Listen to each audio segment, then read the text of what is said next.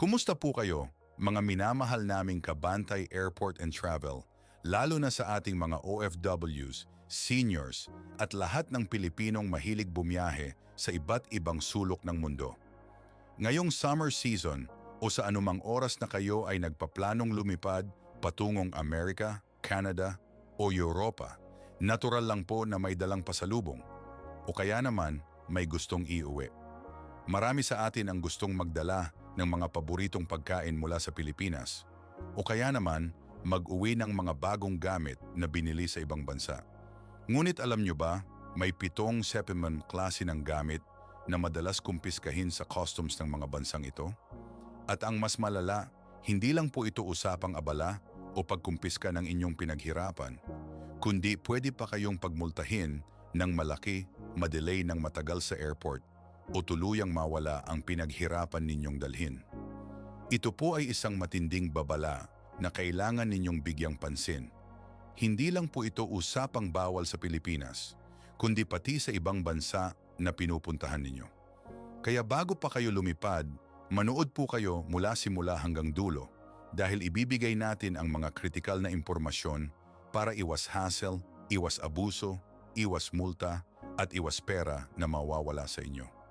Tatalakayin natin ang mga item na madalas maging sanhi ng problema, bakit napakahigpit ng mga patakaran, at paano ninyo maiiwasan ang mga kapahamakan na ito. Tara't alamin ang mga lihim na dapat ninyong malaman para sa isang ligtas at maayos na biyahe. Bago tayo dumako sa mga bawal dalhin, unawain muna natin kung bakit napakahigpit ng customs sa mga bansang tulad ng Amerika, Canada at mga bansa sa European Union. Hindi po ito para pahirapan kayo, kundi para protektahan ang kanilang bansa at ang kanilang mga mamamayan sa maraming aspeto. Una, ang biosecurity. Nais nilang pigilan ang pagpasok ng mga peste, sakit at invasive species na pwedeng makasira sa kanilang agrikultura, kapaligiran at kalusugan ng hayop. Isipin nyo na lang po ang isang maliit na insekto sa isang prutas o isang mikrobyo sa isang piraso ng karne na pwedeng magdulot ng milyon-milyong pinsala sa kanilang ani or livestock industry. Pangalawa, ang kalusugan at kaligtasan ng publiko. May mga gamot, pagkain at iba pang produkto na may iba't ibang regulasyon o pwedeng maging mapanganib kung hindi tama ang pagkakagawa, pagkakadala o kung may sangkap na ilegal sa kanilang bansa.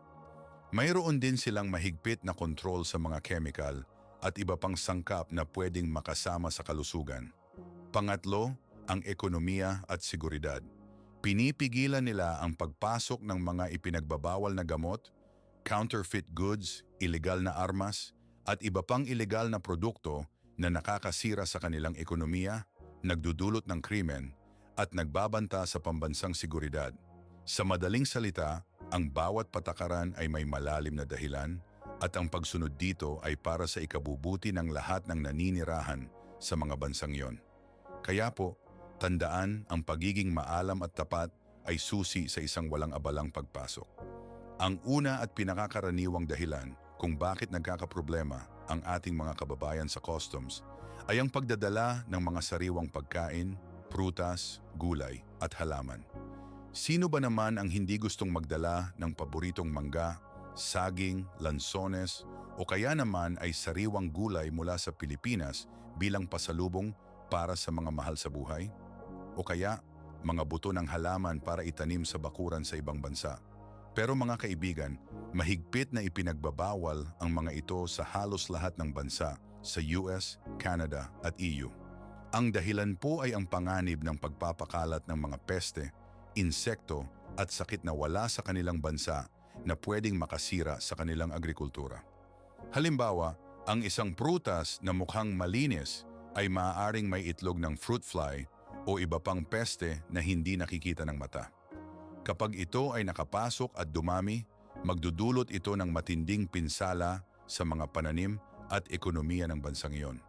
Hindi rin po sapat ang sabihing para sa personal consumption lang naman. Karamihan sa mga sariwang produkto ay nangangailangan ng import permit at masusing inspeksyon mula sa kanilang Department of Agriculture o katulad na ahensya na halos imposible at napakakomplikado para sa isang ordinaryong biyahero. Kung mahuli kayo, makukumpiska ang inyong dala at pwede pa kayong pagmultahin ng malaki mula sa ilang daang dolyar hanggang libo-libo, depende sa dami at uri ng item.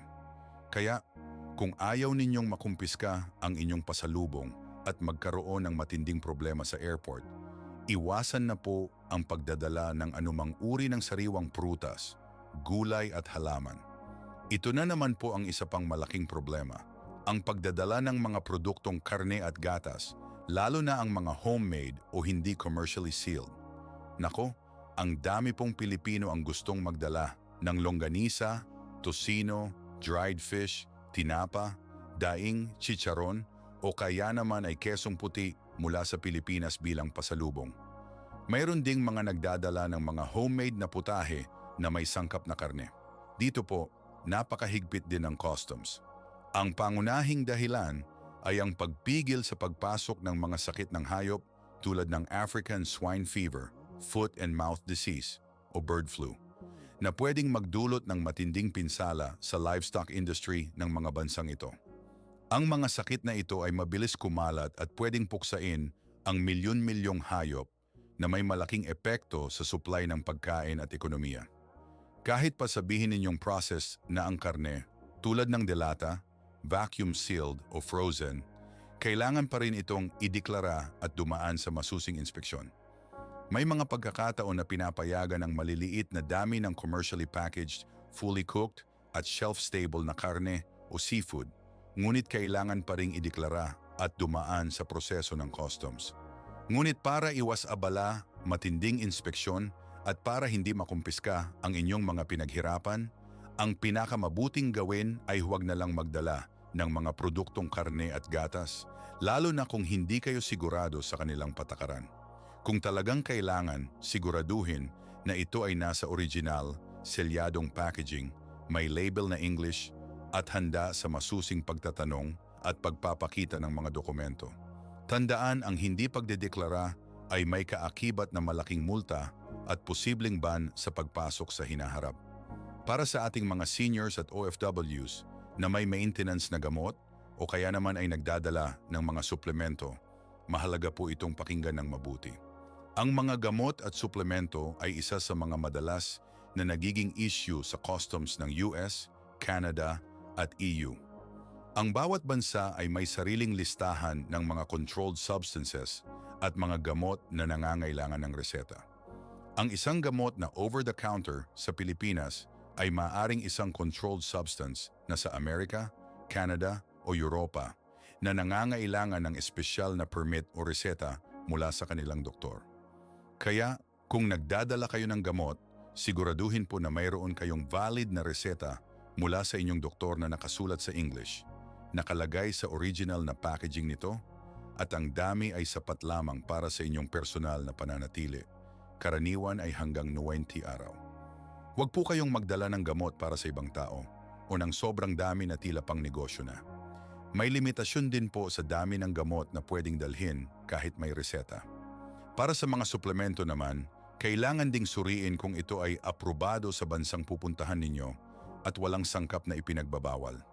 Ang pagdadala ng gamot na walang reseta o labis sa dami ay pwedeng magresulta sa pagkumpiska ng gamot, malaking multa na aabot sa libu-libong dolyar, o pinakamasama, kasong kriminal at pagkakakulong. Kaya maging maingat at laging kumonsulta sa embahada o sa opisyal na website ng customs ng inyong destinasyon bago bumiyahe. I-print ang inyong reseta at maging handa sa pagtatanong ng customs officer. Naku po, ito naman ang isang patibong na madalas mahulog ang ating mga kababayan, lalo na kung mahilig mamili ng mura o replika na produkto.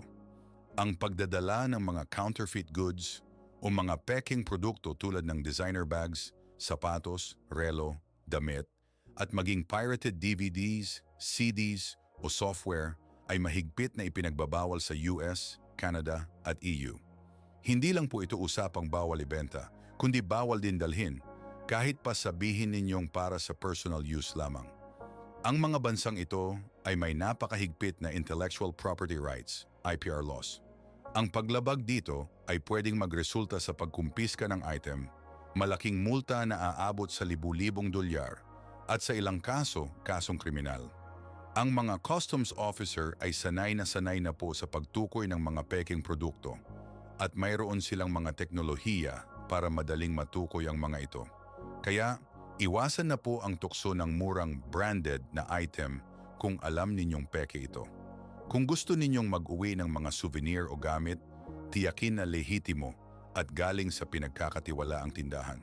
Huwag din po kayong pumayag na magdala ng bagahe o anumang item para sa ibang tao, lalo na kung hindi ninyo alam ang laman, dahil kayo ang mananagot kung may mahuli silang illegal doon. Ang pagdadala ng counterfeit goods ay hindi lang labag sa batas, kundi nakakasira din sa ekonomiya at reputasyon ng isang bansa.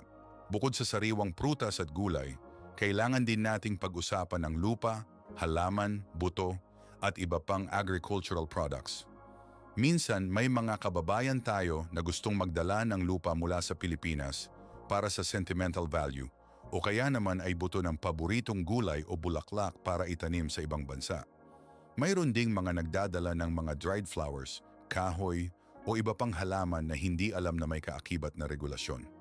Dito po, napakahigpit ng customs dahil sa panganib ng pagpapakalat ng mga sakit at peste na makakasira sa kanilang ecosystem. Kahit pa konting lupa lang sa sapatos ninyo o isang maliit na buto, ay pwedeng maging sanhi ng problema.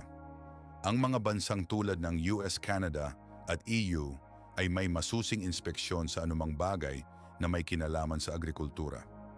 Ang mga ito ay maaaring magdala ng bakterya, fungi o insekto na pwedeng makahawa sa kanilang mga lupa at pananim. Ang pagdadala ng mga kahoy o produkto ng kahoy na hindi ginagamot o walang sertipikasyon ay bawal din dahil sa panganib ng wood-boring insects. Kaya para iwas problema, iwasan na po ang pagdadala ng anumang lupa, buto, halaman o anumang produkto na may kinalaman sa agrikultura. Maliban kung mayroon kayong kumpletong dokumentasyon at permiso mula sa kanilang agricultural authority na halos imposible para sa isang ordinaryong biyahero. Ang paglabag dito ay may kaakibat na multa at pagkaantala sa inyong pagpasok.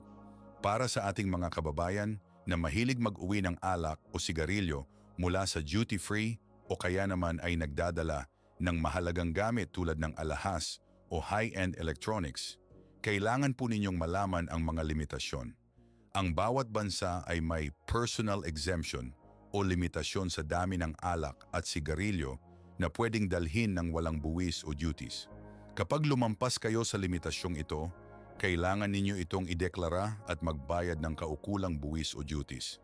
Kung hindi nyo idineklara at nahuli kayo, pwedeng kumpiskahin ang mga item at pagmultahin kayo ng malaki. Halimbawa, sa US, karaniwang 1 litro ng alak at 200 sigarilyo ang pinapayagan para sa mga nasa edad 21 pataas. Sa Canada, mayroon ding katulad na limitasyon, karaniwang 1.5 litro ng alak at 200 sigarilyo. Sa European Union naman, ang limitasyon ay depende sa bansa, ngunit karaniwan ay 1 litro ng spirits at 200 sigarilyo. Para naman sa mga mamahaling bagay tulad ng bagong laptop, alahas, luxury watch o high-value gifts, kailangan din itong ideklara. May mga bansang may limitasyon sa halaga ng item na pwedeng ipasok ng walang buwis. Halimbawa, sa US may personal exemption na $800 para sa mga bumalik mula sa ibang bansa. Kung ang item ay galing sa labas ng bansa at lumagpas sa limitasyon, kailangan itong ideklara at magbayad ng buwis. Ang hindi pagdedeklara ng mga ito ay itinuturing na tax evasion at may malaking multa.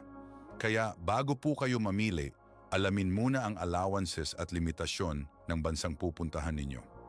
Mas mabuti ang magbayad ng kaunting buwis kaysa magkaroon ng malaking problema sa customs.